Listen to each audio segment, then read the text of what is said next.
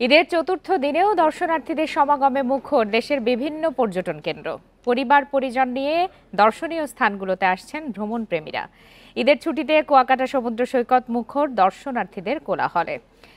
তিন নদীর মোহনা, লেম্বুর বন, শুটকিপল্লী, চর গঙ্গামতি ও কাঁকড়ার চর সহ সব জায়গায় পর্যটকদের ভিড়। সমুদ্র সৈকতে ঢেউয়ে ভিজে উল্লাসে মেতেছেন অনেকেই। খাগড়াছড়ির বিভিন্ন পর্যটন কেন্দ্রে ভিড় করেছেন পর্যটকরা।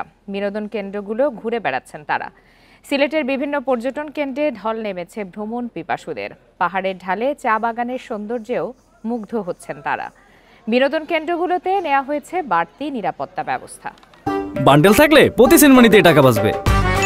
বিকাশ সেনমানি বান্ডেল কিনে জিতুন প্রতি লেনদেনে। নেচার এত সুন্দর, ছবি তোলার মতো অনেক প্রচুর জায়গা আছে এবং একটা সেফটির বিষয় আছে।